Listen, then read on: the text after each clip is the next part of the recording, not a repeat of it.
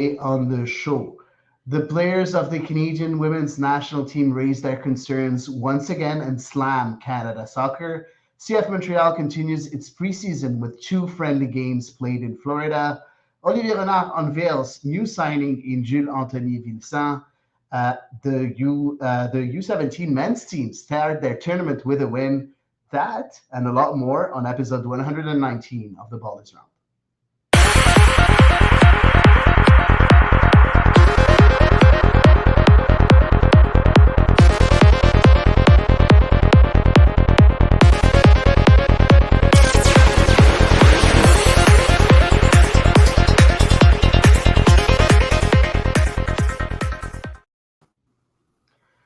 Hey everybody, so I'm joined as usual by Eve, of course, Eve Powell and Elias Grigoriadis. Hey guys, how are you? I'm I'm not sure how to say I am this weekend. It's been a pretty tumultuous weekend. Yeah, that's a good word for it. There's been a whole lot going on and not exactly the time to feel super great about Canada soccer as a whole. But we move on and hopefully stuff can get better. Let's talk about this because it is appalling. Enough is enough, said Christine St. Clair. As a team, we've decided to take job action and from this moment on will not be participating in any Canadian Soccer Association activities until this is resolved, she told TSN. Whether that's training, whether that's games. This event happened on Friday when the official account of the Canadian Soccer Players Association, the CSPA, representing the players of Canada's women's national team, released that statement. The statement says, the Canadian, the Canadian women's national soccer team. Yeah. So the Canadian women's national soccer team is both outraged and deeply concerned with the news of significant cuts to the national team programs for 2023. We understand that the men's national soccer team shares our frustration and concerns and intends to issue its own statement shortly. With the biggest tournament in women's football history less than 6 months away, our preparation for the World Cup and the future success of the women's national team program are being compromised by Canada Soccer's continued inability to support its national teams. Despite our strong track record of success and history-making achievements for more than a decade, we continue to be told there is not enough money to adequately fund our program and our youth team. With the men's national team recent success, soccer in Canada has never been more popular. Canada's national teams have never been more successful or attracting more corporate dollars. Yet despite these step forwards, we are still stuck asking the same question: where is the funding? We have been patiently negotiating with Canada Soccer for more than a year. Now that our World Cup is approaching, the women's national team players are being told to prepare to perform at a world-class level without the same level of support that was received by the men's national team in 2022, and with significant cuts to our program to simply make do with less. This is an unacceptable burden to put on the shoulders of our players, especially in the most crucial cycle for our team. We are left feeling frustrated and once again deeply disrespected by Canada Soccer. While we continue our preparation for the World Cup with our new budget reality, we've had to cut not only training camp days, but full camp windows, cut the number of players and staff invited into camps, significantly limit that already limited youth teams' activities, all while we continue to face uncertainty about compensation. We have been told that there will be no home games for our team before the World Cup. We have been told quite literally that Canada Soccer cannot adequately fund the women's national team, and they have waited to tell us this until now, when we are less than 6 months away from the World Cup. We are tired of constantly having to fight for fair and equal treatment, and for a program that will give us a chance to achieve what we know this team is capable of achieving for Canada. This lack of support threatens to reverse the progress we've made as a soccer nation and to send us back to obscurity. For our team to remain a force on the world stage, we need a federation that operates and supports us at the level at which we are expected to deliver world class. The national team cannot afford to be the only ones fighting for our success any longer. Enough was enough a long time ago. We, the women's national soccer team players, are demanding immediate change. Canada Soccer must live up to its public commitment to gender equity and its obligation as the national governing body for soccer in Canada to advance the sport, not drag it down. We expect and deserve nothing less than to be treated equally and fairly and to have our program and our World Cup preparation funded appropriately. If Canada Soccer is not willing or able to support our team, new leadership should be found. We are committed to do whatever it takes to create public awareness of this crisis and to force Canada Soccer to start to support the national teams properly, the players of the Canadian women's national team. Eve, were you expecting that at this particular moment, or were you as surprised as most of us? I'm don't know if I was necessarily surprised, but I was incredibly disappointed to see that this is where things have gotten to, after, like they mentioned in their statement, more than a year of negotiating. And I'm just shocked that, we had a similar incident with the men's national team a few months before their World Cup. And I'm just shocked that Canada Soccer hasn't made enough advances, and even worse, it seems as though they've taken steps in the wrong direction. So I guess I was initially surprised, yes, just because we hadn't really heard much about negotiations and so on. But then, like, when I thought of the bigger picture and just the track record that this federation has had for the past few years, and I even shudder to go back further, I'm not that surprised and just horribly disappointed. Elias, this issue has been a plague for Canadian soccer for more than a year now. How do we come back from this? If there is a way, if there is a resolution at one point, how do we come back from this? I mean, labor disputes happen all the time, right? The way back is by communicating, and it can't happen if, Canada Soccer takes such a strong stance and says, you're under contract and this is this, and this is your budget and deal with it, and too bad, right? And there's a reason that the core of the message is enough is enough, is because you can only mistreat people for so long, especially when, the Canadian women's national team has been flying has been the flagship team for the program for much longer than the men's team has, and they've found success, and they've brought a lot more popularity to soccer for a longer time than the men's national team has, just because of the fact that they've been successful, right? And the fact that they still have to fight for just this basic stuff, enough money to have a proper camp. It's not like, we want to be treated like Real Madrid and have everything first. It's literally just enough to properly function and compete at the level that they're capable of, right? Some of these players are playing at the biggest clubs in the world, and they shouldn't have to go through stuff like this. So the way back from this is just, accepting that the first priority of a soccer federation should be to develop and then showcase the talent that they have. And if they're not giving enough money for that very purpose, and for a team that has broken their backs for years to do that, then there's new leadership that's needed. And that's one of the things that they talked about, right? Leadership has to step up. If they don't, then what are they doing there? You may as well clean house, because you have literally one job, right? And it's to, like I said, improve and showcase the talent that Canada Soccer has.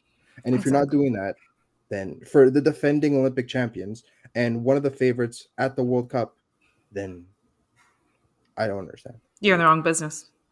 Yeah, exactly. And again, how can you expect for the women's national team to really perform and, achieve better results that they've ever achieved in their history by funding them with less money? It's just not normal. My mind. It's just not normal. It just blows my mind that I understand that I'm quite sure it did cost a lot of money to send the men's team to Qatar. I'm sure of that. Of course. However, at the same time, certainly in the build up, and I know we're going to talk about it later, but in the build up to the World Cup, Canada Soccer wasn't able to sell any jerseys because they had sold out of their stock entirely.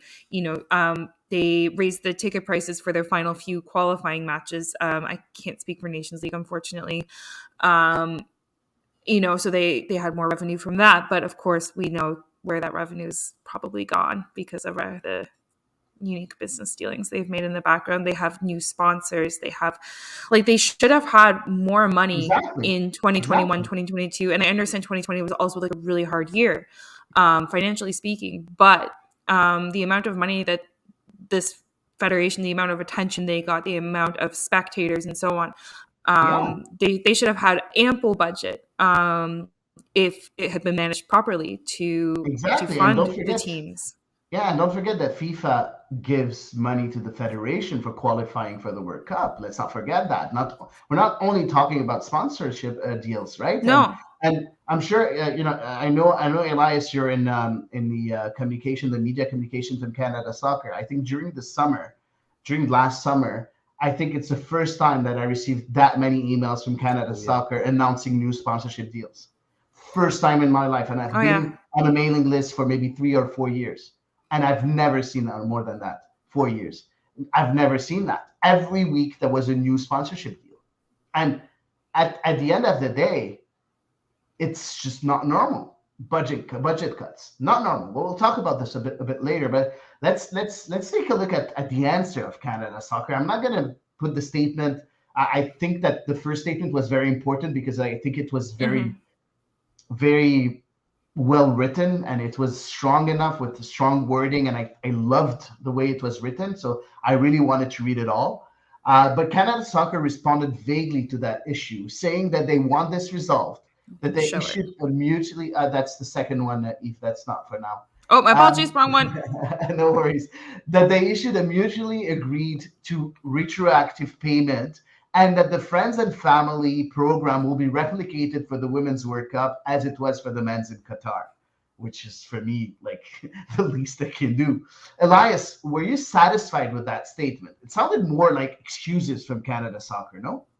Yeah, I mean, it was more just, covering one's ass and crisis management than, something that they were ready to deliver. It sounded more just like they were on the back foot, and it's understandable because, again, this came as a surprise, at least for myself. And I don't know if there were rumblings within Canada Soccer and they were preparing something, but it doesn't look like they had any idea what was going on. I mean, it wasn't. They literally went through an almost identical situation with the men's team, right? And we're going to talk about that later. But in the build-up to the Qatar to the Men's World Cup, they went through a very similar situation and a standoff with your national team. So it's crazy that in the span of 4 months, right? When was all that nonsense against Panama, right? It was 3 or 4 months. This has happened twice. This is inexcusable for a program that wants to compete on the world stage and has competed on the women's side on the world stage for almost a decade now. Yeah, I mean more than that. 2 decades. I mean, at a high level, I mean, like competing for silverware for a decade now, right? Yeah. You were saying. I'm just saying it's probably they at least had the sense this time not to try and do a press conference.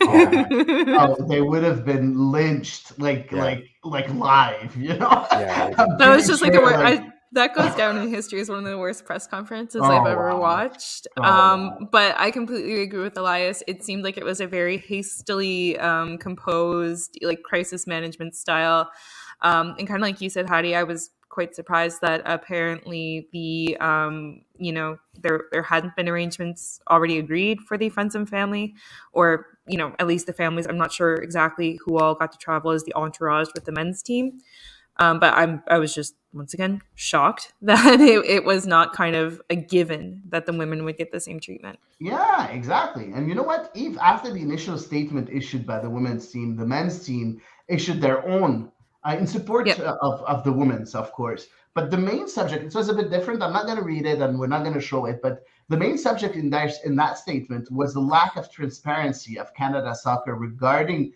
the budget and the books. Yeah. In my opinion, these should be public. Don't you agree? So are they? I would expect the same level of public transparency as other federations use. We often compare Canada Soccer to the U.S. national teams, just, by matter of proximity. Our nations have similar values, so on and so forth. So I would expect a similar level of transparency to Canada's peer nations. And I don't mean peer nations as far as, say, the men's FIFA rankings. I mean more the, sociological, democratic, and so on and so forth. I mean, to me, you shouldn't be hiding something unless you have something to hide. I don't know what you think, Elias. Yeah, I mean, you're part of the public trust at this point. You're representing the country, and stuff like this, especially if it's sensitive documents, I understand, but your budget and how much money is being allotted to each team and stuff like that should be made aware, because at the end of the day, if it's not made aware, then like you've seen over the last 20 years, you can do whatever you want and then just hide behind the fact that we can't show you.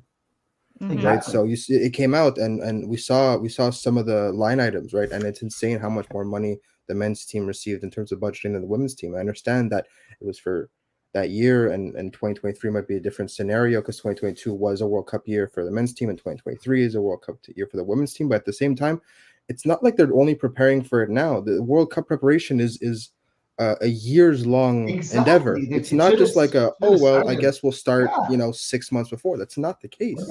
No serious soccer program that, especially one that is expecting to advance the knockout stage and contend for silverware, prepares for a World Cup 6 months in advance. That is ridiculous. So I don't care that it was 2023 in the World Cups in 2022 in the World Cups in 2023 or anything like that. You will, like the statement said, you will never have more eyes on Canada Soccer than in the next 4 years. And this is how you kick off, with both of your teams basically, threatening to go on strike. Well, I mean, the men's team did actively not play a game. So, I mean, both teams having standoffs with your federation. That is the worst possible way to kick things off. So absolutely, it's a complete mess. It is a complete mess. And you know what? This whole mess has affected the national team programs. And guys, you know me, right? I always say play the youth.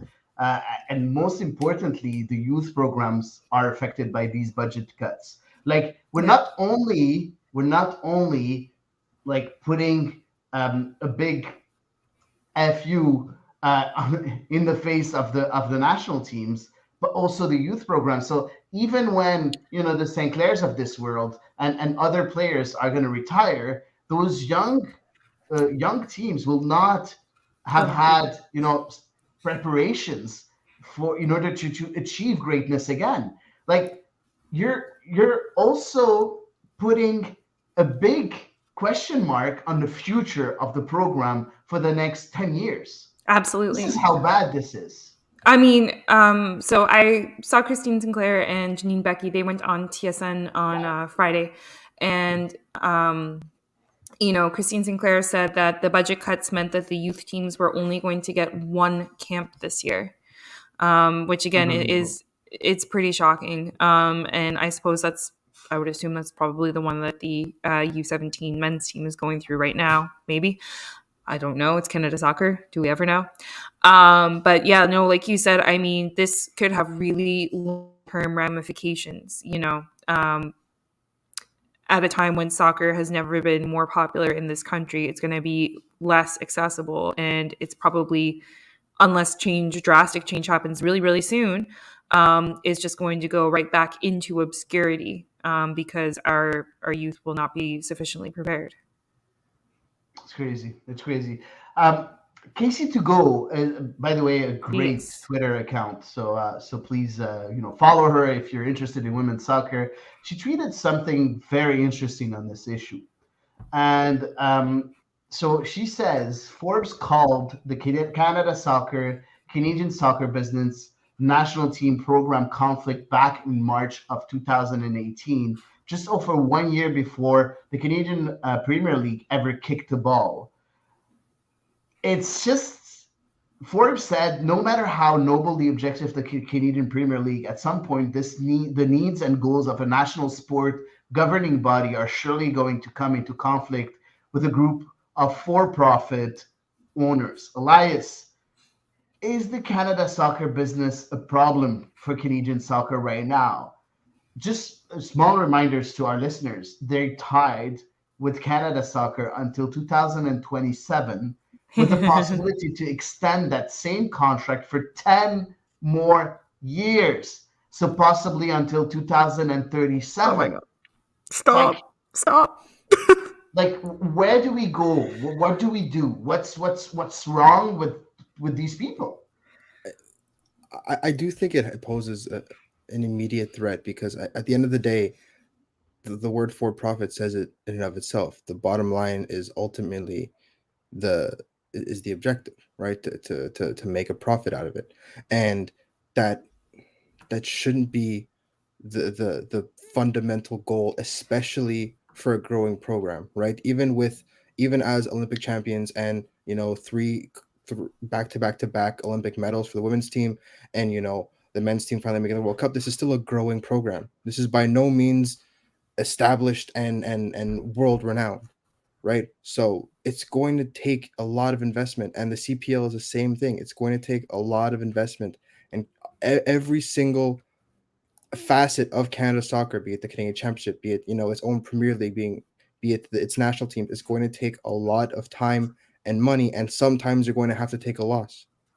So the fact that they've linked themselves immediately to organizations that are fundamentally aiming to make a buck is the wrong way to do this. I understand if you need cash, you need cash in the short term, but you're shooting yourself in the foot right away, and you're handicapping yourself because of the fact that inevitably they will collide. And the bigger the program gets, the bigger the demands of these for-profit owners will become. So there's only one way out of this, and it's going to have to be almost like a gigantic detour. And since the fact that you're getting all this sponsorship and the fact that all this money is coming in, all this visibility is coming in, you do have this opportunity to kind of maybe scale back how much of a vested interest the for-profit side of it has, and you could focus more on the development of the program, which still needs a lot of work for you to be shackled to a profit margin. It's wow. Honestly, I'm in shock. I've been preparing this pod, and we've all been preparing this pod for the past couple of days now, and every time I dive in that subject and I try to I do some research and everything, and every time I discover stuff that are unbelievable. And Eve, we talked about the budget cuts, right? But it's not only budget, it happens to have budget cuts, right? And it's okay. But now you're in a World Cup year for women. Yeah. You're in a World Cup cycle for men on home soil. Like, is it the time now to do any cuts to any program? This is the time to invest for the next at least 4 years. Like, do your cuts in 2027. Yeah. Yep. This is not normal. What do you think? I'm going to leave it Chan. Chan said, and this country is going to host the World Cup in 3 years. What a joke from CSA. I feel the same way. Like it boggles my mind. And, I just don't understand, unfortunately, because like the national teams have mentioned, there's been so little transparency, even for those who are so closely linked to Canada soccer as players for its national teams.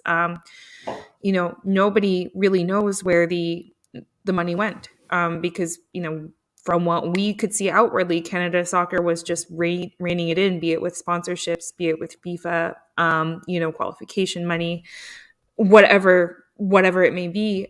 We don't know where the money went. So if they had, let's say they have to cut the budget this year, right? Because literally they have no money, then where did the money go? We don't know. So it's incredibly difficult to take them seriously, to have any empathy for the difficult situation, so on and so forth, because we have no idea what they've done. Nobody does. So for me, it's just incredible. It just beggars belief. You know what? And when we thought that we heard everything, no. the story didn't end here, because Canada Soccer sent another statement, maybe I think around midnight or 11 at night, you know? Oh, it was one of those sketchy statements. Yeah, it was One like, of those sketchy it was a statements, weird and I timing. think, and I need to read it all. I'm sorry, I need to Okay. read it all because I'm so pissed off that I just want all our listeners to understand why I'm so pissed off. So on Saturday, representative of Canada Soccer met with representatives of the Canadian Soccer Players Association, the union that represents Canada's women's national team players, in Orlando for a previously scheduled in-person meeting. The meeting had two purposes. First, to respond specifically to the demands made by the CSPA on Thursday evening of this week, and second, to continue the collective bargaining in which the two sides have been engaged for over a year now. So right now, you'll read that this part of the statement, and you're like, okay, at last, there's a resolution. So Canada Soccer has heard the women national team players and has committed to a path to addressing each of the demands made by the players. But Canada Soccer knows that it's not enough. There is still work to do.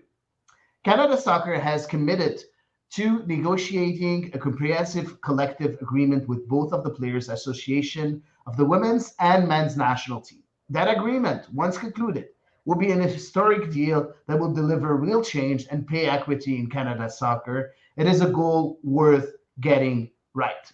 Until now, we're very happy. Canada Soccer has also seen the comments from the CSPA about forcing the players back to work. Canada Soccer respect the players' right to organize. The players, while having taken job action, were not and are not in a legal strike position under Ontario labor law. Canada Soccer was not prepared to jeopardize the She Believes Cup tournament, the preparation it would afford the women's national team for the upcoming FIFA World Cup, nor the experience it would afford countless fans who had undoubtedly traveled to Orlando to see their national team heroes. Canada Soccer therefore took the necessary steps to ensure that such games will be played as scheduled. Canada Soccer is heartened that the women's national team players will play as it committed. I'm just going to give you a second to just digest this statement, because a few minutes later, the Canadian Soccer Players Association replied. And again, I'm going to read the statement. Yesterday, our Players Association announced that we were taking action in response to Canada Soccer's significant cuts to our national team programs less than 6 months in advance of the World Cup. Representatives of the Players Association met with Canada Soccer this afternoon for an hours-long meeting in which the concerns of the players were discussed in detail. Prior to that meeting, Canada Soccer told us that they consider our job action to be an unlawful strike. They told us that if we did not return to work and did not commit today to playing in Thursday's game against the United States, they would not only take legal action to force us back to the pitch, but would consider taking steps to collect what could be millions of dollars in damages from our Players Association and from each of the individual players currently in camp. As individual players who have received no compensation yet for any of our work for Canada Soccer in 2022, we cannot afford the risks that personal action against us by Canada Soccer will create. Because of this, we have advised Canada Soccer that we will return to training tomorrow and will play in the She Believes Cup as scheduled. We continue to believe that Canada Soccer's cuts to the national team programs, especially right before our World Cup, are unacceptable. We continue to believe that Canada Soccer needs to do more to support our programs and our players. And we continue to believe that unless we stand up together and demand more, nothing will ever change. This last exchange shows that we're far from being done with that issue, and that a permanent resolution will take a lot of time to happen, if it ever happens. I cannot. I just, you know what? I have questions prepared, but you know what? F the questions. I'm so mad. Just express yourselves. I'm just beyond disgusted. So I have a lot of questions. If somebody out there has like good knowledge of labor laws and stuff like that, like hit me up, explain like I'm 5, please. You know, I'm not 100% sure why Canada Soccer felt they were equipped to seek damages, i.e. sue the women's national team players for protesting in a manner virtually identical to the men's team. So if somebody could please explain how they rationaled that, hit me up and let me know. I would be beyond grateful because I have a lot of questions about that. But overall, I mean, it blows my mind, honestly. You know, I'm at a loss for words as to how far apart Canada Soccer and its national team players are. Not only that, obviously, but the whole public obviously is going to be. And I shouldn't say the whole public. I'm going to say like 99.999% of the public is going to be on the side of the players, right? Because those are the people who we watch, who we support, who represent and wear, you know, our flag for us out on the pitch and bring us all those emotions and everything. So obviously we are going to be on their side of things. We're going to have a lot more empathy for them. And then Canada Soccer, you know, they're not doing themselves any favors by basically coming out and, and saying, I understand that the players expressed it as being forced back to work because they literally don't want to work in these conditions, you know? And who can blame them? They haven't been paid for 2022. I don't know if that's entirely normal, but to go an entire year of not being compensated for your team activities, it seems like a really long delay to get paid. Correct me if I'm wrong. Again, please. And not only that, I mean, they're going to be playing their very first match in the Sheep Leaves Cup against the U.S. women's national team. The U.S. women's national team, who is obviously a very outspoken organization and it has a ton of support in the States. Not only that, but they also took their own federation to court in order to get pay equity.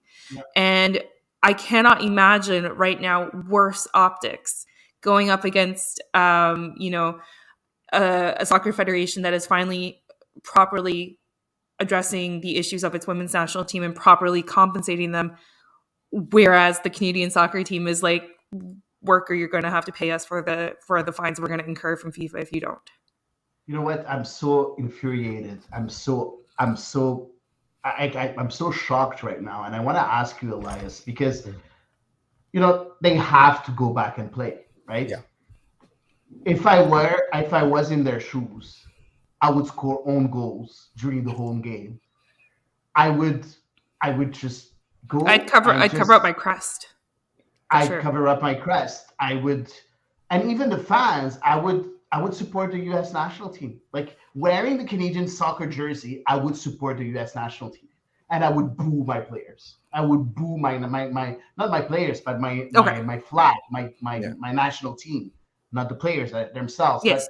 But I just don't want that program the way that it is right now. Managed. I just don't want that program to do anything and to have any kind of success. What do you think, Elias? Am I going too far? I've been trying to, ever since this broke, I've been trying to kind of figure out how I'm feeling. Because this is just another case of you know, labor union activity being stamped out by your employer, right? And the president, Nick Bontis, has ties with Labor Watch, which is a known union busting organization. So this feels like a long time coming. And the fact that this is all blowing up so quickly with both teams feels more like kind of kismet, and it's just kind of maybe the universe sending a message. But the fact that this is happening is not in the slightest a surprise to me. I find it, quite frankly, I find it a very interesting strategy to threaten to sue your workers, right? Because this isn't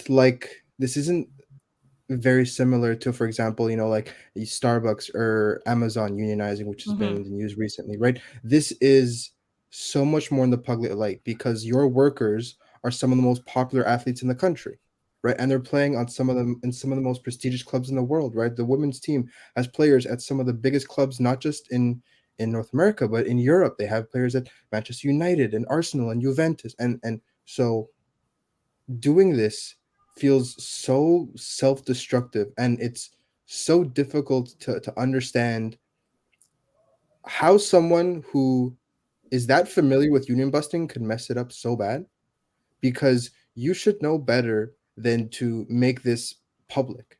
These athletes are Olympic champions. You threw a celebration tour for them a year ago. These are some of the most beloved athletes in Canada. This is one of the most beloved teams in Canada just because of their struggle to eventually win gold. And now you're threatening to take them to court. It makes literally no sense, the path that Canada Soccer has taken. The labor dispute was inevitable, and I expected Canada Soccer to push back. What I don't understand is the way they pushed back. Right? I don't understand how they expected to regain cornered. any They were kind of, cornered, so that's the only way they could push back. And you know what? For me, they why just would lost a battle, lost another battle, even the exactly, war. but if you're stuck in a corner, why would you do the one thing, the only thing that would tighten the corner for you? That would Because back they're you stupid. somehow even further. I have no other answer that they're stupid. That's the thing, because I'm trying to wrap my head around it, because these are people in charge of the federation. These are people that somehow managed to bring a World Cup to Canada, where even 10 years ago soccer was an Didn't afterthought. manage anything, man. It's just Alfonso Davies that managed to do anything. But one way or another, there's a World Cup coming to Canada, and there will be World Cup games played in Canadian cities. When 10 years ago, Canada soccer was an afterthought for anyone that did not actively play or follow soccer. So I'm trying to join the people that managed to make that happen, and the people that have done, that have seemingly done good things to improve soccer in Canada, with people that can hurt the game so much in the same breath. Yeah. Right? Because what was it? 2 weeks ago, we were talking about how great it is that the youth teams are being taken seriously, and that the Canadian Championship is being expanded, and the Leagues Cup, which is good for Canadian soccer, and the Copa America. I feel like such an ass now. All these things that we were giving Canada Soccer props because they're doing the right things, they're taking the right steps to grow the game, and then they do this. Because all this had somehow managed to make us forget about the shit show that was the standoff with the men's team. And they're like, remember when we were terrible? Here's a reminder. We are. I am genuinely, that's why I'm trying to reconcile these two sides, and it's making no sense, because I understand incompetence, why you would do something this dumb, but they've shown that they're not incompetent. They know how to grow the game. They've done it repeatedly. Exactly. It's so frustrating. And yes, Canada has had an incredible influx of talent on the women's side, but eventually you have to harness that talent, and they have, into 3 gold, three Olympic medals, and World Cup runs. This is a proven entity. During the World Cup, the most popular soccer jerseys sold were all women's players. This is not a new concept for you.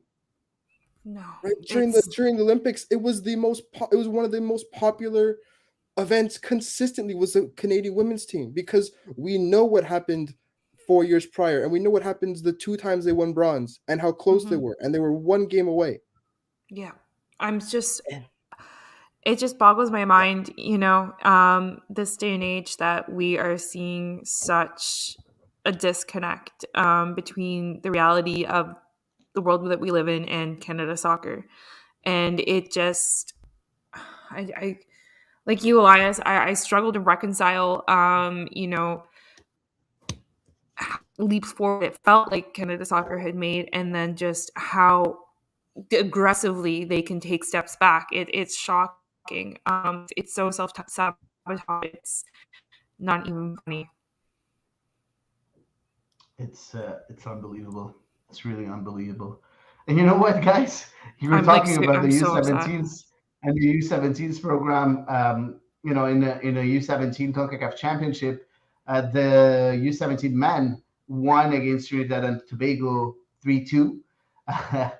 And again, this is not good for them either. Like, I'm pretty sure they know about this issue, and I'm pretty sure they're not happy either. So You know what, Eve? One last question for you regarding this whole issue. Mm-hmm. Of course, Canada Soccer threatened to sue the Players Association and the players individually. One player disregarded that threat. Sophie Schmidt said she will not play for Canada until this is resolved. Do you think any other players will follow? What do you think about that? I mean, and again, I'm going to think back to the interview that Janine Becky and Christine Sinclair gave, and they said basically if this is not resolved, soon, or at least steps are not made in the right direction soon, then Canadian soccer fans could absolutely be saying goodbye to some of their favorite players earlier than they anticipated. So it wouldn't surprise me if some of those players, either who haven't yet committed, maybe only have like youth caps or are still eligible to make a switch of federation, or conversely, some of those players who are maybe waiting to hang up their boots until after this upcoming World Cup, or a little later, if they say enough is enough, I'm tired of being mistreated by my federation, and I have to do what's right for me. And I wouldn't blame them, honestly. Like, unfortunately, the fans will be the ones who suffer. I'm sure the players will also be the ones who suffer, as they won't get to properly say goodbye to their national team fans and to their teammates. But at the same time, I wouldn't be able to say that they're making the wrong decision. Yeah, hopefully this will be resolved in a timely manner, but honestly, I have my doubts. I mean, one of the most high profile ones was Ada Hederberg, right? What was it like 5 or 6 years ago, right? She left the Norwegian national team. Yep. Right. This is a Ballon d'Or winner that quits your national team over the treatment, and that should have been a cautionary tale for every national team program. Indeed. And very clearly that is not the case, because the treatment is still persisting, and you have some of the best players, in the world. Yeah. In your program, and they're still being treated like this. So. Yeah.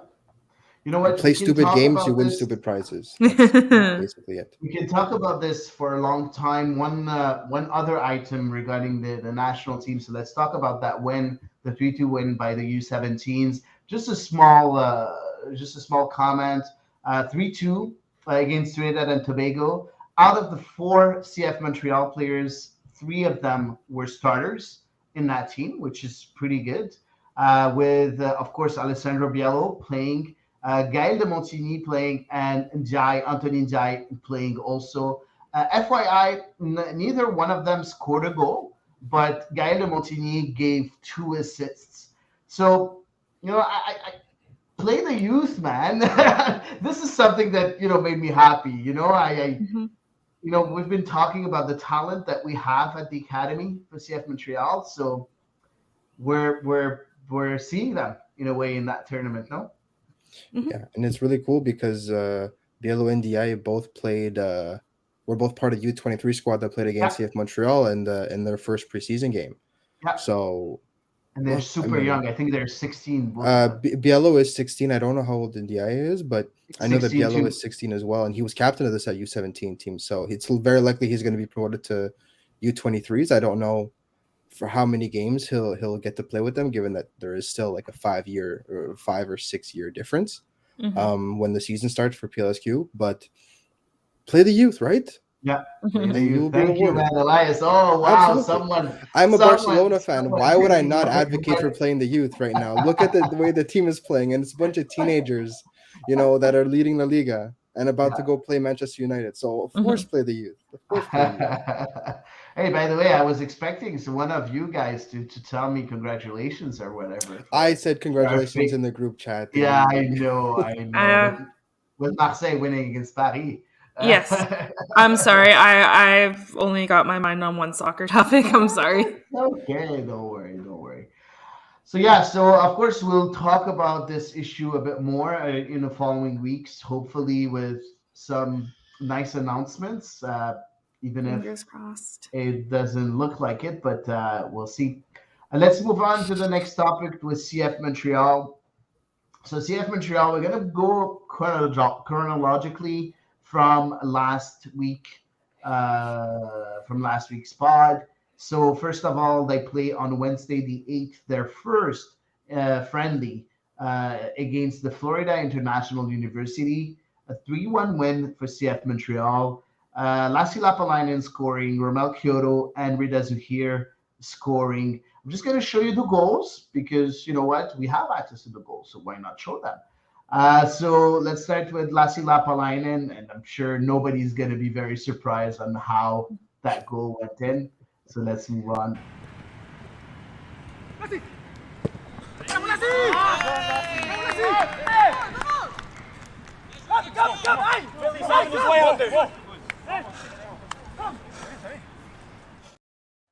So that's Lassi's goal, and then we're going to see Kyoto's goal. I got inside.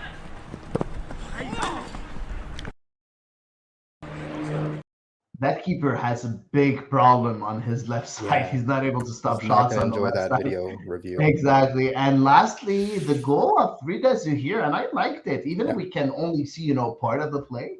But let's take a look at that.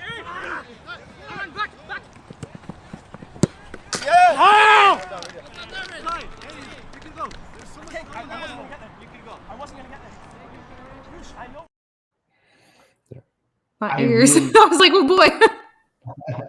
I love these goals because it's very important when you're about to cross to see if there is someone coming into the box, to see if you can slide a back pass to him and let him just adjust and score the goal.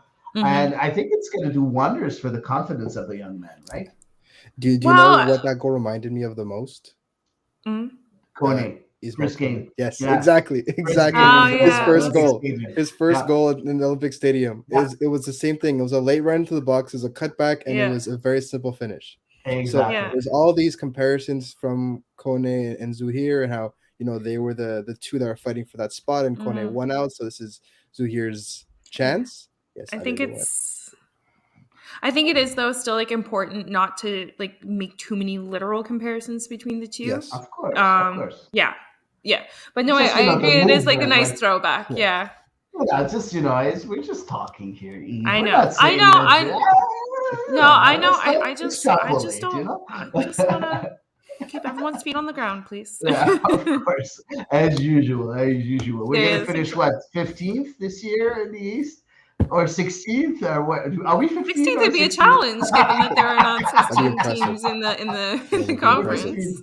Yeah, we're gonna finish, I think, 29th in the season or 30th in the season, like in the whole MLS league, as for Eve. So we'll see. You never know.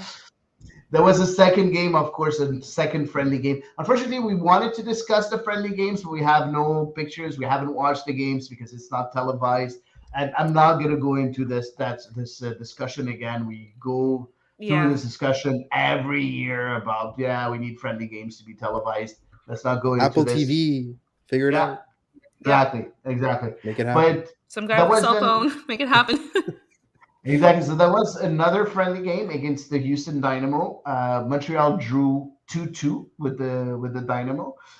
2 goals from one Sean Rea and the other for Sunusi Ibrahim. Sean Rea, for the people, the listeners that are here that didn't know, we had an interview with him last week. So if you're interested in knowing him a bit more, Elias had an amazing interview with him. So please go listen to our last episode and you'll learn more about Sean Rea. I also have, unfortunately, Sean Rea's goal was never published, so I don't know how the goal was. But we did have the goal of Sunusi Ibrahim. And of course, I think, Elias, you have something to say about that goal. So let's take a look at the goal.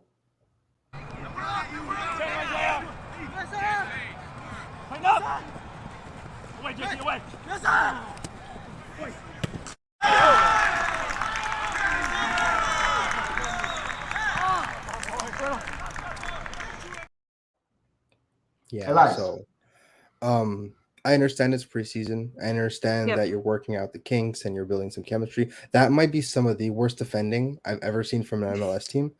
That was not great. And again, I'm not too familiar with Houston. I don't know who the players were. I don't know if they were starters, new players, a like bit of both. academies. Academy. I don't know what the case was. It was not good. It was not good. That being said, though, Sunusi Ibrahim, one thing I will not fault Sunusi Ibrahim for is he does not waste his chances very often, right? When he is given the opportunity to finish a chance, he does it. Now, his movement or his profile is not one that Nancy incorporated into his tactics very much, and that hurt his minutes. Obviously, I don't know what Losada's looking at. I think the fact that Sunusi has a different profile from every other striker, given that he's the only one that's under 6 feet at this point, might give him an advantage if Losada needs a change of pace of some kind.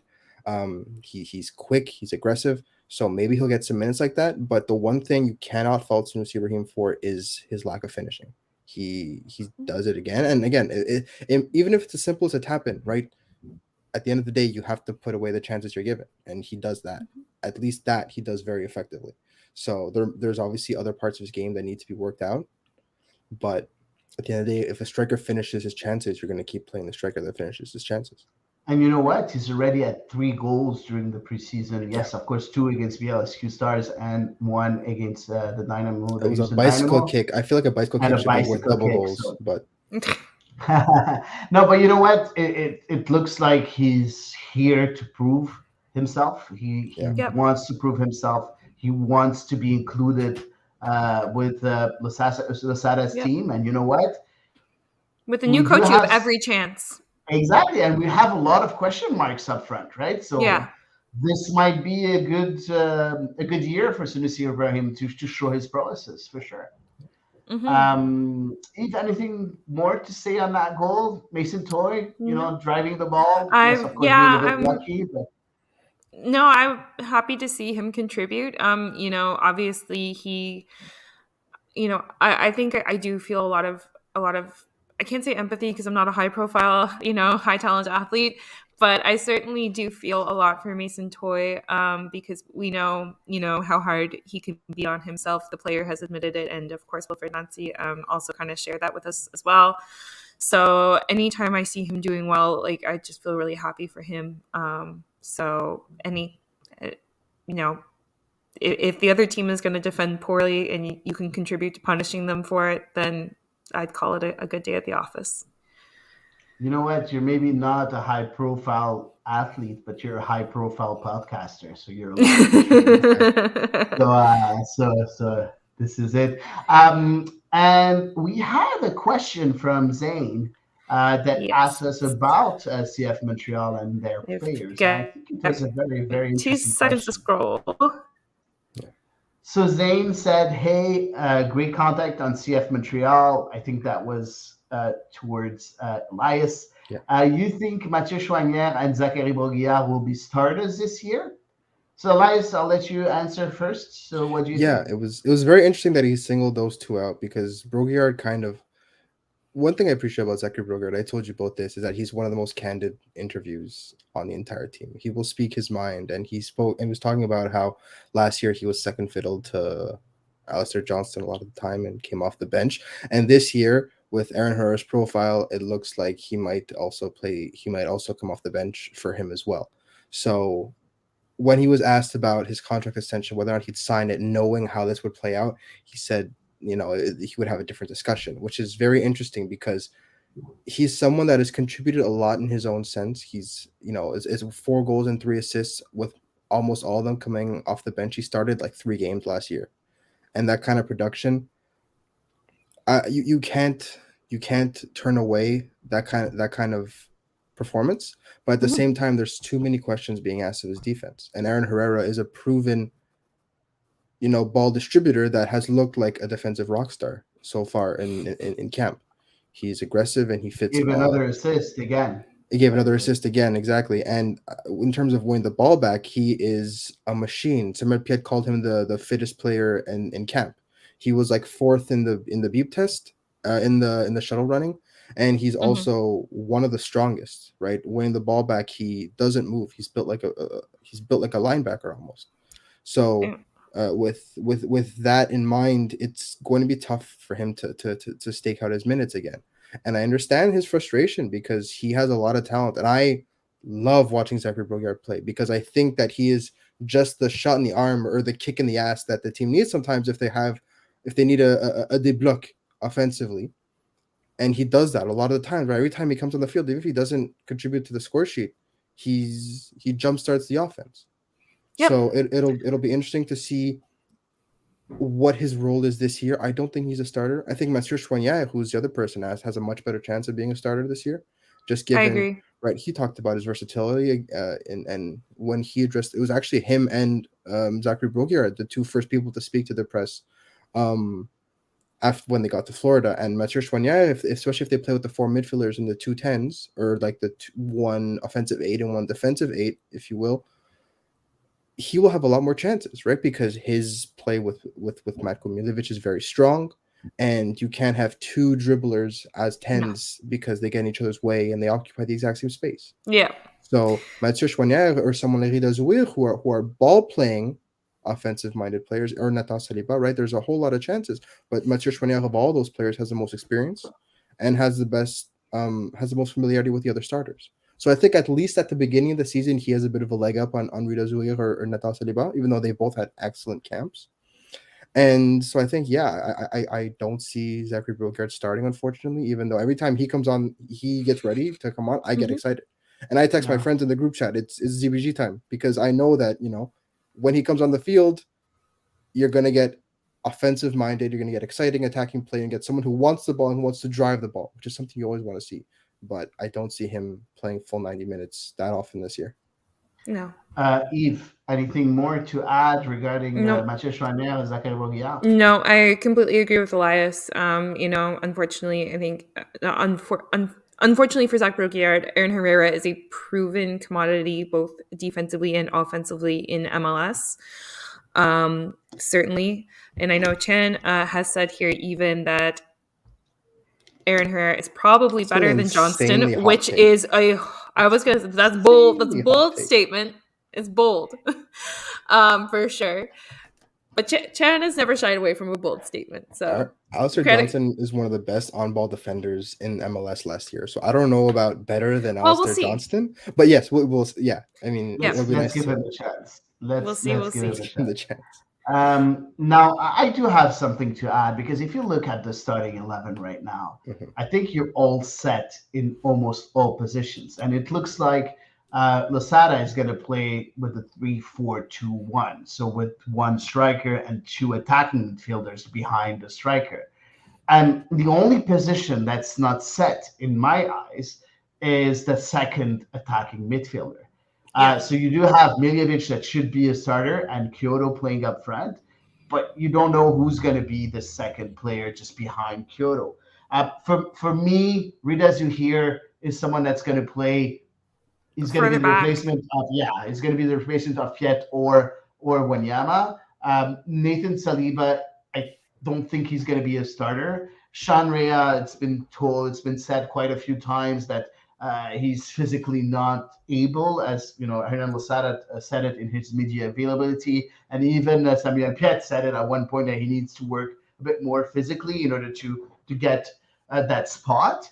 So I feel that Mathieu Choinière will be that second guy, will be that guy that's going to come up and play those minutes at the attacking midfielder position. And you know what? This is his natural position, and it's his to lose, in my opinion.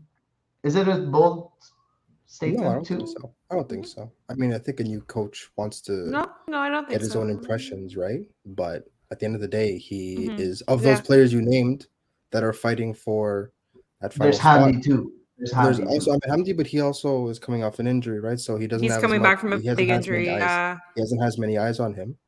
So Yeah. I think right now Mathieu Choinière is probably in the lead if it were a race. But again, if Sean Rea keeps scoring goals and he keeps shooting, then he could make life difficult. But I think it's Mathieu Choinière in the lead so far. I wouldn't say it's his position to lose yet. I think it's Matko Miljevic's position to lose, because he is probably one of the few people that's going to be in the midfield, first name on the team sheet. But I think that Mathieu Choinière does have a good chance of being a starter, at least if the season were to start tomorrow. Yeah, I think so too.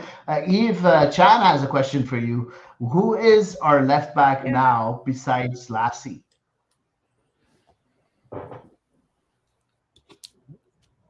Jaya Quizera potentially. I'm not sure if my sound is gone. Let me know. No, You're it's good. You're back. back. Potentially Josiah Quizera. I'm back. Yeah, Okay, cool. yeah, you're on. I thought I was gone, and I was like, okay, I'm back.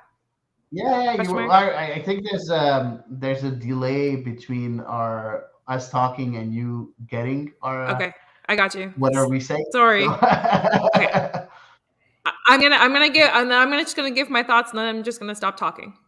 oh, please. So I think probably for Jose Quizera to be the initial replacement. Obviously, he'll have another season under his belt. Hopefully, he will have developed a bit. We know that Kamal Miller or Robert Thorkelson could certainly fill in as needed, although not neither of them. It's neither of their true positions. And then Mathieu Choignard could also fill in a kind of. I think he would probably be like more of the last resort choice, in my opinion. I think he's stronger on his right on the right side of the game. And but yeah, I would either guess my personal opinion would be either Jorge Quizera if he's developed a bit more defensive mindset, or Robert Thorkelson if perhaps they're looking for a slightly more conservative approach to the left back and are willing to play him out of position. And as Elias said during the last pod, I think Quizera had a very good camp in Yeah. Montreal. Good. So that he should be that second player on the left. And don't forget, you talked about Mathieu Choignard, but also Aaron Herrera can play on the left. ZBG can play on the left. So you have quite a few options that you can play on the Yeah. left. So I don't think depth is not going to be a problem at that position. Yeah, I think we have depth everywhere now. And Knock on wood. talking about depth, we have a new player they just signed with CF Montreal with Jules Anthony Vilsaint. So between the two friendly games on the 11th of February, the CF Montreal announced the return of 20-year-old striker Jules Anthony Vilsaint. And Olivier Renard said Jules Anthony is a promising forward from Quebec. He has interesting physical attributes in addition to good pace, despite his height. We will help further his development and continue his progress with us. We welcome him to his hometown club. Now, Vilsaint has only played 10 games with the Young Reds, which is the reserve team of Belgium club Royal Antwerp, in the third division in Belgium. Not Royal Antwerp, but the reserve team is in the third division in Belgium. He only managed one goal and has rarely been a starter when he played in those 10 games. Now, it's always exciting to see young Canadians and now Quebecers come back on home soil, Eve. Unfortunately, his numbers are not that great. What can we expect of him?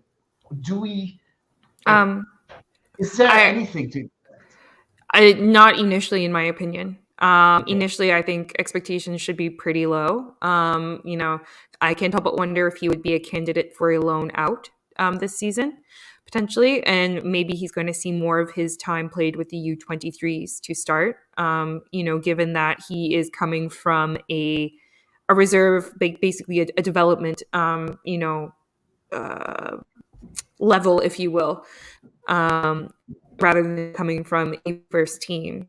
So I would imagine him this season is going to be about a lot of adjustment and perhaps some time either with the U23s or on loan to further his development. Elias Vilsaint is a tall striker, 6'2", so 188 centimeters. Very interesting profile in attack. It's becoming more and more rare to find tall strikers nowadays. Do you think Losada can develop him and make him reach his potential? Do you think that Montreal is the right club for him, knowing that we're going to do high press? And is it like, does he fit in that system? I mean, I think there still remains to be seen about just how much he's going to be used in Losada's system and how well he fits.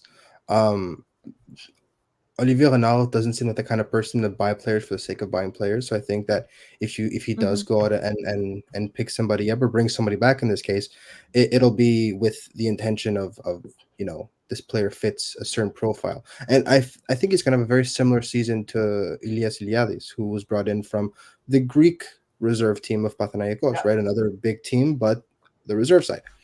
And I think that it'll be very similar, where he'll probably try and be molded as a similar profile to one of the starters, right? Iliadis is very similar to Samuel Piet, and Vilsaint is very similar to a Mason Toyer or a Melchioro in terms of profile, where they're Kai quick, Kamara. they're tall. Yes, or Kai Kamara as well, right? Where we have a lot of tall strikers in Montreal, so that's what I'm trying to say. Right, or even Ofor is not necessarily small, right? Yeah. So the fact that there are so many tall strikers with experience that have found success it's a good place for him to learn and to kind of model his game, because again, Kyoto, Toy, and Kamara, while they're all tall, have different profiles and are different styles of player. So I think it'll be good for him to learn from a variety of different players, and he can kind of fine tune different parts of his game by learning under these three attackers. But at the same time, I don't see him getting too many minutes. Maybe something in a CPL in a Canadian Championship capacity. I think it kind of hurts them that the first round game, which is happening relatively soon, is against a League One Ontario side. Given that would be a chance for them to really play some of the youngsters, but so early in the season, I think that Losada kind of wants to play his starters in order to get some more familiarity. So it does pose an interesting conundrum that we'll have to kind of see how it's handled in the future.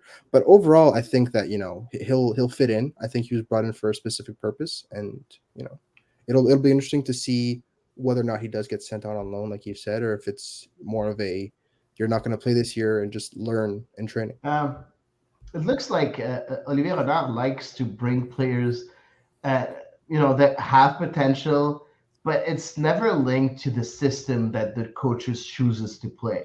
He just brings players with potential, and he's like, you know what? If you're not going to play this year, you're going to play next year. Try to prove yourself to the coach, but he doesn't go and only get players to fill the needs of his coach.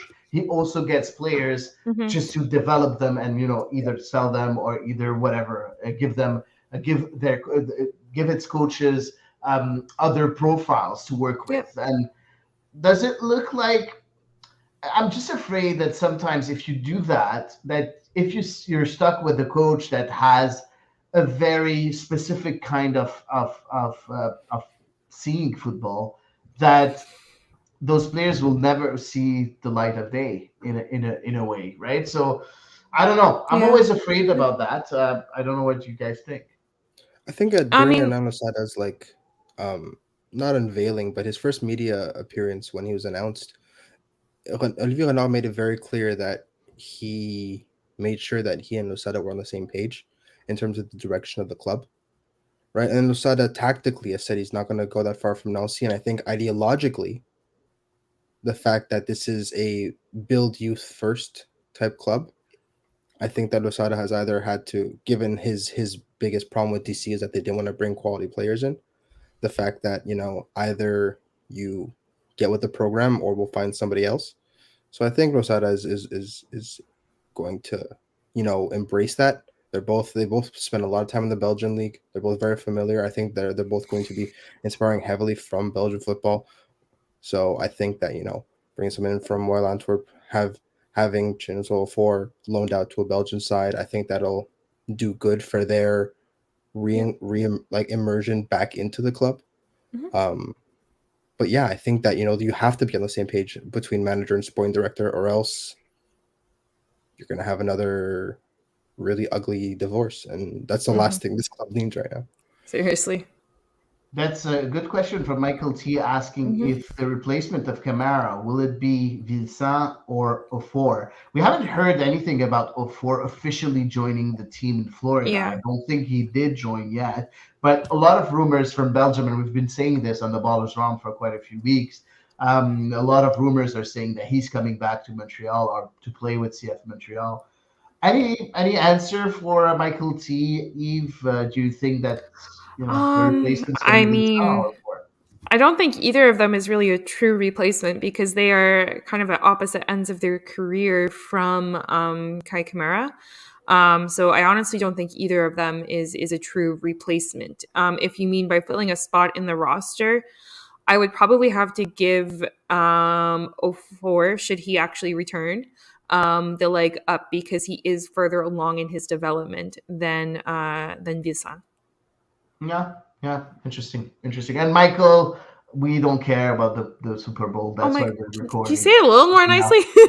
No, we really don't care about the Super Bowl. I don't care about the Super Bowl. Sorry. I mean, the fact that we're recording at 6:30 on Super Bowl Sunday should have indicated that. Exactly. Yeah, and I'm sorry, with all my respect to the sport, I never watch football, so I don't really know who to choose. So yeah, this is to answer your question. So I think this is it for the CF Montreal segment. I think we can move on to social media right away with our friend here, Elias, that prepared us some tweets. Okay.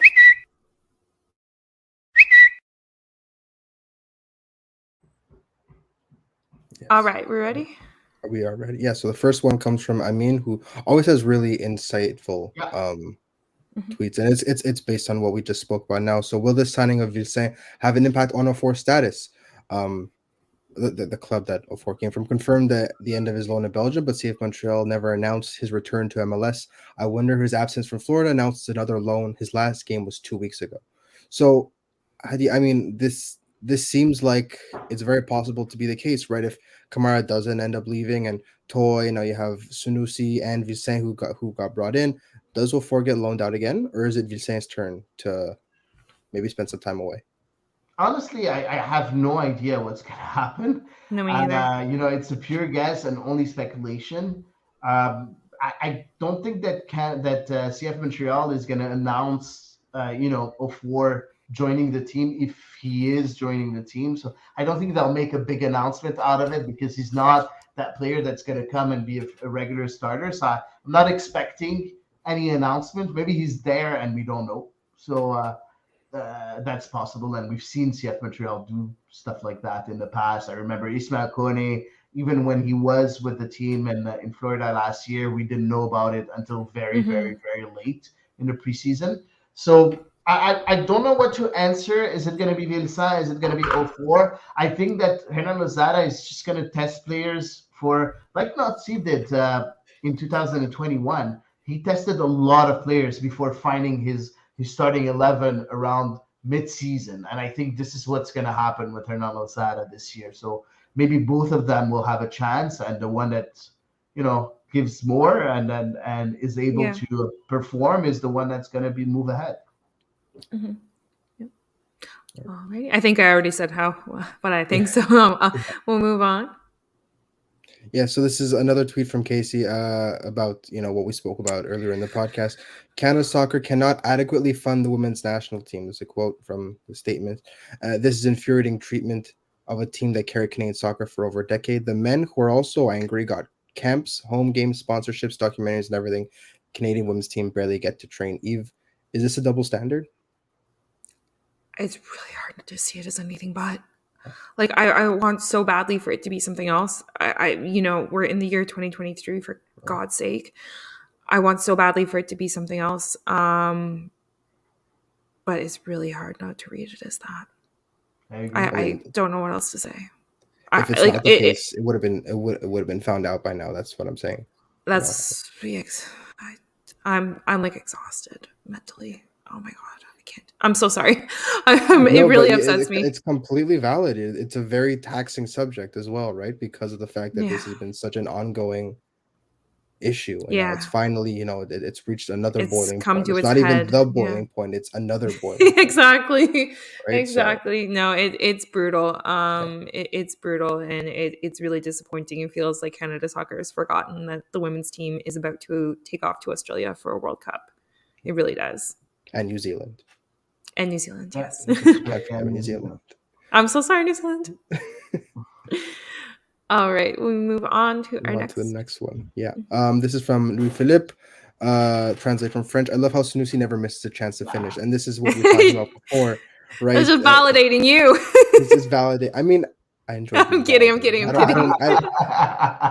don't mind being validated, but again, it's probably his most noteworthy attribute now, right? Yes. And do either of you think that this will cause him to? Do either of you think that this will really maybe catapult him to maybe move up the depth chart a little bit, given that he was basically last? He was not on the depth chart. Exactly, he wasn't even on the depth chart. Yeah, you know what? When you think about it, talking about that second attacking midfielder that could be behind Kyoto, I wouldn't be surprised to see Sunusi, and try it out there. Try it out there, and maybe sometimes from time to time switch with Kyoto, with Sunusi playing striker and Kyoto playing that attacking midfielder. Because don't forget that Kyoto is not a striker, right? His natural position is left winger. So I think this is, I don't know how Losada is going to play it out, but it could be something interesting to test at one point to test Sunusi and Kyoto together, and have them switch from time to time in order to create chaos in the opposing half. So that could be interesting. Well, I mean, he's mostly played up top with Toy, right? Whereas Kyoto has been the lone striker. Whenever Toy or Sunusi on, it's as a tandem. So if they keep on performing that well, that could be another reliable alternative, right? That could see him get some minutes. Like a 3-5-2. Yeah, exactly. 3-5-2, so I mean, I think that if Losada wants to stay unpredictable and ends up switching, formations mid-game with his substitutions, that Toy and Sunusi that are assisting and scoring for each other is a very good first impression, if you will, Agree. For this manager. Agree. Fingers crossed. Fingers crossed, exactly. Yes. Alrighty. The next one is from R9. We don't have the full name, and I hate seeing myself agree with a Madridista, but 20 goals and assists this season in all competitions. Jonathan David deserves a bigger club. Hady, you are the resident Ligue 1 expert. Why hasn't Jonathan David, if not received more links to move to a bigger club? Because he's very intelligent. And I'm going to tell you why. When you have a very good season, it's always better to get a confirmation that a confirmation year. And this is his confirmation year. This is a year where he's proving to everybody that he is world-class caliber. And now, the big giant clubs are going to look into him, are going to see if it's possible to get Jonathan David as a striker. When you have only one good season, you're not really sure if it's a hit up. It's always a hit up or a miss, right? You're not really sure if it's the sure thing. Now he's having two very good seasons, so he is a sure thing. And I love that because Jonathan David is someone that's very intelligent, that has very good advisors, and it shows because he doesn't take decisions and stupid decisions of looking at the money and going for the money right away. He just wants to make sure to go at the top of the soccer pyramid, and by doing that, this is how he's going to get there. And there's a lot of rumors, by the way, of Manchester United being maybe bought by Qataris. I know that they've been linked with Jonathan David in the past, so I wouldn't be surprised. As have Arsenal. Interest. And between you and me, guys, Marseille is trying to get him too. So but I mean, he's a Ligue 1 winner. He won Ligue 1 2 years ago, right? So he's by no means inexperienced as well. So but I do think it's high time that he move on from Lille and take the next step in his career. Exactly, absolutely. Because Lille are a very strong club, but they are prone to inconsistency, and they're not on the same level. They're not consistent European challengers. I mean, Marseille is also fighting to get into a Champions League spot right now, aren't they? So they're second, man. Are they second now? I thought it was them. Oh, they're 5 points away from Paris, man. Well, given how inconsistent Paris is this year domestically, you never know. Exactly. But hopefully we get to see Jonathan David in a bigger club next year and play some Champions Leagues consistently. If Osimhen leaves, the problem with Osimhen leaving let's read it out. Let's read it out first. If Osimhen leaves, I won't be surprised if Chan. David replaces him at Napoli. From Chan, yes. It's a very good point because Osimhen is linked to leave. The problem is Napoli want like 130 million for him, and Osimhen is a very good player, and he fits going to the Premier League. Then he would fit in perfectly in the Premier League because of his size and because of his finishing ability. Yeah, he fit at most your Premier League clubs. The problem is 130 million for him is absurd. But I mean, inflation. Inflation is one thing, but there I'm kidding. There are a half dozen strikers right now that could be on the move that could be just as efficient as Osimhen and will cost a fraction of that. I don't know. I love Victor Osimhen. I think he's a really good player. I think he would do absolute bits in La Liga. He would make any La Liga team. He would take them into the Champions League. If you put him on Villarreal, he becomes one of the best players in La Liga. I'll promise you this. But he would fit in perfectly in the Premier League with his profile and his size and his quality, but he's not worth 130 million. I'm sorry. If Harry Kane is worth what, like 120? I have no idea. Say what you will about Harry Kane, Victor Osimhen is not that same caliber. And I get that his youth he has that going for him. Harry Kane is 29, man. So Harry Kane is in the prime of his career. Yeah, and I get that Osimhen is what, like 22, 23? But yeah, we'll see. We'll see what's gonna happen. Let's see what's gonna happen. But just one last thing, guys. Osimhen comes from where? From Lille, and that's really he does come from Lille. That's true. So, that is also true. Really I forgot about that. Yeah. Word. Okay. That was an interesting tangent. We got one more. Exactly. We got one more, and this is from Emil. Very good Twitter account. Also, you should follow. Love it, Emil. Yeah. Sorry. We had him as a guest here, guys. Yeah, it was awesome. Yeah. And so, coercing women to play without adequate resources and under legal threats for a tournament literally called She Believes is a particular form of cruelty. If Canada Soccer hadn't already sold their dignity to the lowest bidder, they should feel ashamed. What more is there to say in terms of hitting the nail on the head, Eve? That's I just hitting the nail on the head. Before Eve comments on this, I just want to make sure that we know which tweet he was quoting, because I think the tweet is very important. It's a valid point. Yes. Because this is a tweet from Christine Sinclair. To be clear, we are being forced back to work for the short term. This is not over. We will continue to fight for everything we deserve, and we will win. The She Believes is being played in protest. So that is important also to understand the context of that tweet. But yeah, you pretty much the nail on the head with that. Right? Oh my God, I read that tweet. I was like, Emil's on fire. It was for me. It was so well put. It was really, really well put. Really, said a lot with so few words. For me, I couldn't have said anything better myself. Yeah, I mean, the Canadian national team brought this program into relevancy by themselves, basically, right? And then the Canadian men's national team obviously had their first bit of success, but there is a kind of cruel irony doing this a couple of days before the tournament's literally called She Believes. So. I know. It just gets worse and worse. Yeah. Yeah, it really does. Yeah. But no, I think Emil made a really excellent point in calling that out. Yeah, but I mean, this is weird because I was watching Incredibles 2 the other day, and one of the quote that stood out to me was, the first thing you have to do to get out of the hole is put down the shovel. And I think Canada Soccer just has to put down the shovel and, admit that they were at fault.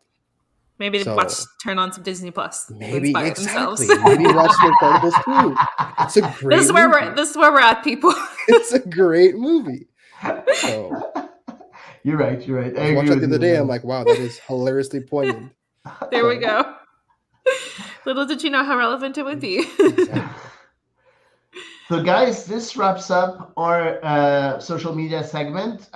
Thanks, Elias, for choosing those tweets. It's always very interesting. Eve had the last tweet by Emil, so that was a very good find. So thanks, Eve, too, for your work on this segment for sure. Guys, I hope you guys loved our show today. I hope that you guys agree with what we're saying, because it's important to agree with us and to show support to the women's national team and to all the injustice that's being shown out there, not only in soccer, but in everywhere on all topics. That's going to be very important. So raise your voice and go stand behind that women's national team. It's important. The time is now. And as Christine Sinclair said, enough is enough. So this is going to wrap up our show here on the podcast, The Ball is Round. Just a small change in our schedule. Next week, the show will only be recorded on or live streamed on Monday around 7 p.m. So next week, instead of recording on Sunday the 19th, we're going to record on Monday the 20th at 7 p.m. So please feel free to come and listen to our show. And that's it for everything. That's it for me and for our team here. Don't forget, we have a Patreon page. You can go and, of course, contribute and help us to create more content. Thanks a lot, and see you next week for another episode of The Ball is Round.